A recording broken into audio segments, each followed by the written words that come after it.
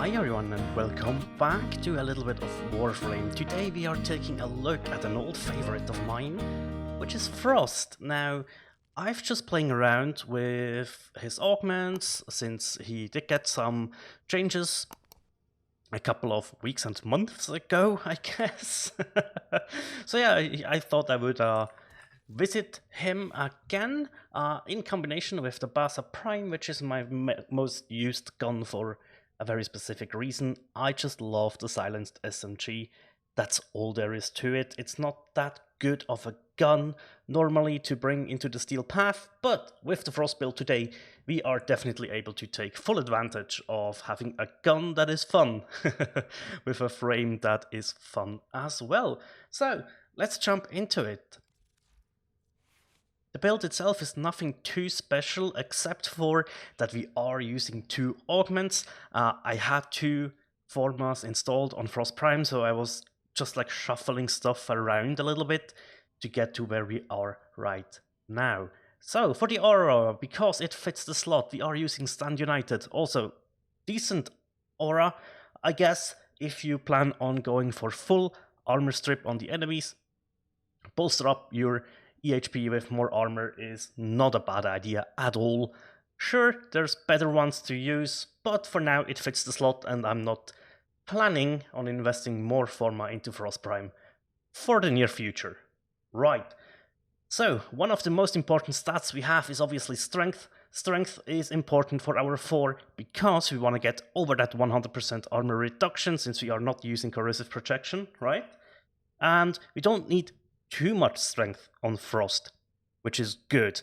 Also, hand in hand with strength goes range and duration and efficiency. Like, you kind of have to mod for everything and just find the spot that you do like. The spot that I found that I like is with this setup. So, with our 4, we are using both augments, as I said. We are using Icy Avalanche to give us overguard, and with the amount of strength we have, we can generate 27,750 overguard, 111 per enemy hit, and that is pretty decent. Fighting Frost, the newest augment, right? You gain 200% crit chance and 200% crit damage against frozen enemies. This is why duration matters, because if you freeze them and they just unfreeze the moment you are finished casting, this feels horrible, so that's why we have a little bit of duration. 10 seconds I felt like was more than enough to just spray down a corridor or clean a room entrance towards both sides, and we achieved that just with using primed continuity. This also counteracts the negative duration that we get from transient fortitude, but it balances it out quite nicely. So, if you happen to not have primed continuity and only have regular continuity, you're still looking at a positive duration, and 8.2 seconds is definitely enough, right? So keep that in mind. If you don't have it, you don't actually need it that bad, and you can go back on transient fortitude and just have this on rank 8, and you're still doing fine. We couple transient fortitude with intensify, just to give a little bit more strength, right? Just to raise that upper ceiling of our overguard. So that is why that's on here as well. Now, I wanted streamline on here, and still this wasn't enough efficiency for me, personally, because we are basically spam casting our 4, right? So I coupled it with Boreal's Hatred, which gives not only shield capacity, but also 15% ability efficiency, right? So with that, we reach 145% efficiency, and we cut down Avalanche from 100 to 55 energy, which is much more manageable, especially if you have an Arcane Energize. An unranked one works as well. It works wonders, don't you worry. Like, you get still 25 more energy than normal, and it will proc a lot of the times, right? So that's definitely very, very useful. Not entirely needed if you are running Ceneric, excuse me. For the second Arcane, I went with Arcane Rage here, just to test it out, right? Just more damage on headshots, and we will have to focus on headshots a lot, which we will go over in a little bit. Now to round out the build, I really wanted stretch on here. We really need the range, and stretch alone wasn't actually enough, so we added cunning drift as well, which leads us to 160% range. Comfy 24-meter radius. That is okay. That is definitely okay. We don't need more, so that's very comfy. Now, we have a snow globe that you can put down, like 8-meter radius. This is just if you want to be ultra defensive, which I think we will show off as well. And I should have subsumed over his 2, was my first thought, but then I remembered, you know what, the 1 is actually useful to pop the bubbles, so that's why we leave it on.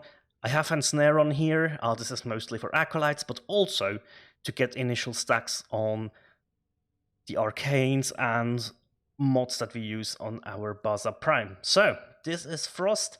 This is how I am using him for the most part. I still have the old Icy Avalanche build.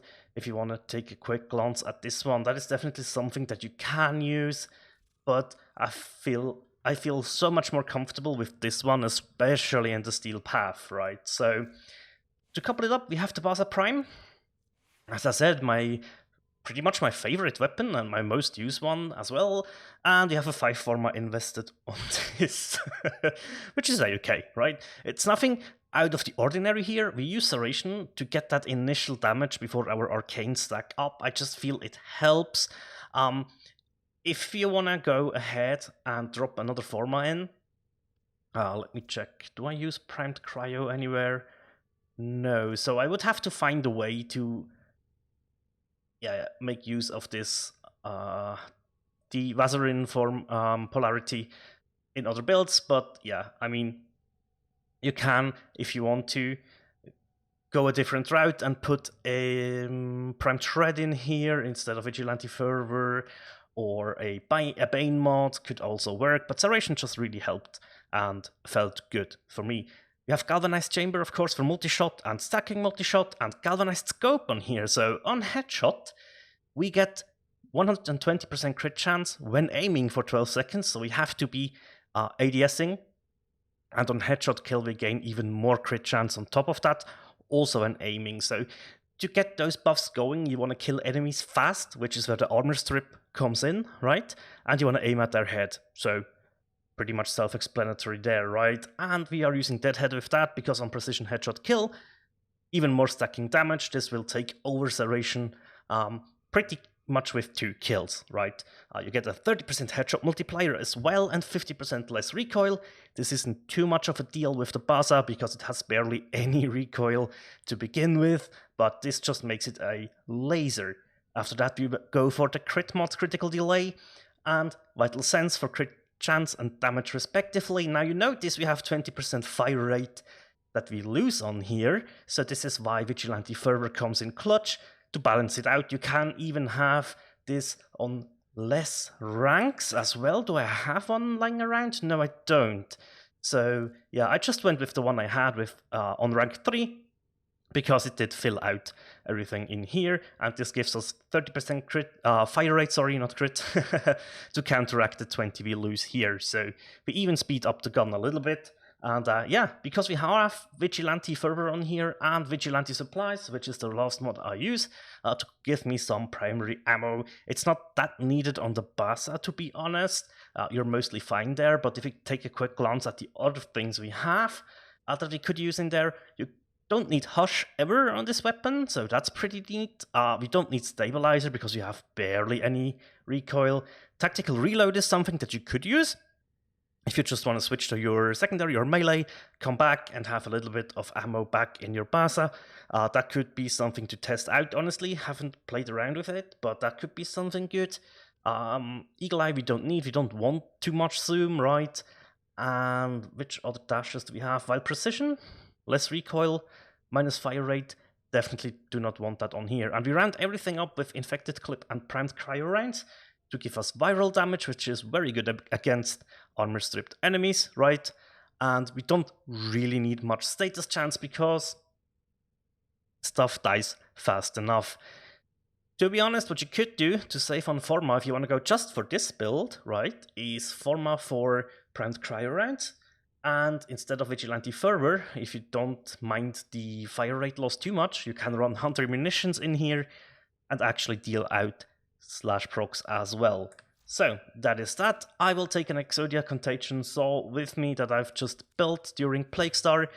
This is just a very general build for that if you want to copy that. You only need 2 Forma if you go with an Umbra Forma, and that's what I ended up with. Now, is there a point to go Sacrificial Pressure? Yes, but I just don't have the capacity for it on 2 Formas, right? So yeah, this is just like for fun, and the Lex Prime we showed off a lot of the time. Here's the build if you want to pause that for a second, and here are the Incarnon perks that I have used, just so you can see those. And yeah, let's jump into a Steel Path survival together and really see where we end up here. Alrighty, we are on Selkie as usual. We use Cenuric here to get our initial burst of energy, and after that we should be fine. And yeah, so in the beginning we will just like choose an enemy, throw our ensnare on them, group a couple of them up, press our 4, and then we start getting headshots. And as you can see, this actually works pretty decent. We get the occasional red crits when we stack our buffs correctly and aim at the enemy's heads. And also what you can do is, let's get a little bit of ground covered here, juicy red crits, plop down our 3 to lock down the area and just make our survival even easier, right? Get rid of all these guys in here. Recast our 4, and as you can see we are already on 10,000 overguard, so we are basically halfway towards our max. And this happens when you shoot an enemy that isn't armor stripped. It's not that bad, but it's also not that good, right? Keep that in mind, please. So that is why I said the Baza is like not usually a gun I bring into the Steel Path outside of frames that are capable of armor stripping. And yeah, let's just grab a couple of energy orbs from over there and just clean house. So yeah, really comfy. You can stay inside your snow globe, you can actually go to town on enemies pretty decently, and if they ever come too close you can either recast your 4 or actually your 3 as well, just so you are safe. And yeah, trash units like butchers are absolutely zero problems for Frost and the Baza Prime without armor stripping them. It just feels so good to get that amount of crit onto these enemies. And yeah, hello. See, they are slowed inside the globe. They get a little bit close, and we are on our max overguard right now. And as long as you don't go too far into missions, like this is all you need, to be honest. Like, yeah, sure, you can argue like this will not survive level cap and stuff, and that is absolutely true and not what this build is intended to do. That is definitely not a situation we want to be in with that build, and so just keep that in mind. There's a lot of optimization that you can do, and loads of different routes as well to go. This is just something that is absolutely fun in my eyes because, as I said, Frost has a very special place in my heart. I used to play Frost a ton in the early days of my Warframe playtime, and I always come back to him as well. You saw my passive kick in there, and we need to recast our snow globe.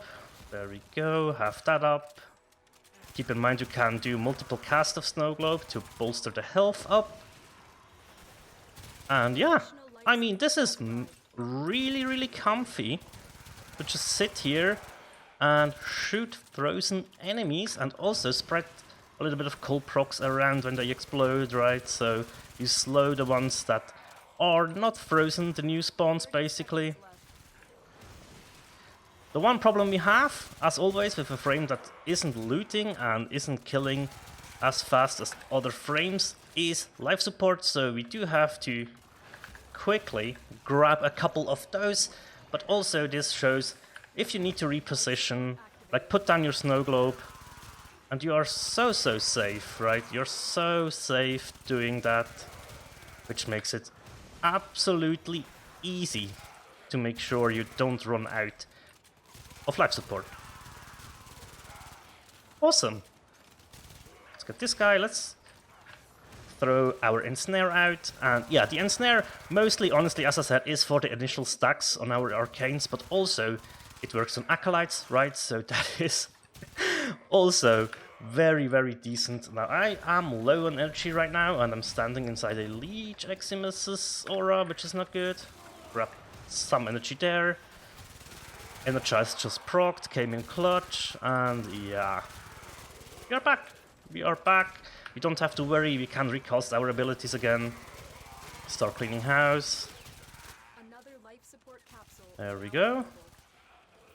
Really, really easy stuff. Now, there we go, we have an Acolyte that is spawning. That is pretty good, because we can show off how we deal with those. It's exactly what you suspect right now, so yeah, nothing surprising. Throw our 2 on them, cast our 4 to Arbor Strip then.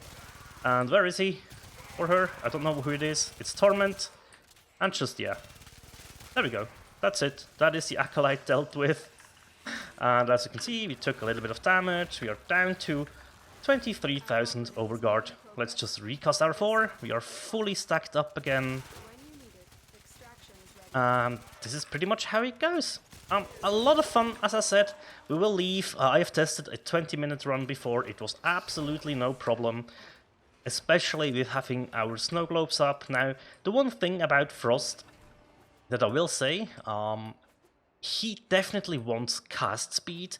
So once I farmed up more Archon shards again, because I'm all out, I used them all up, sadly, yeah, I definitely would like at least 1, preferably 2 cast speed shards in here, and yeah, that will really round stuff out. Alrighty, that concludes everything about Frost and the Baza Prime today. Thank you very much for watching, guys, and as always, take care. Bye.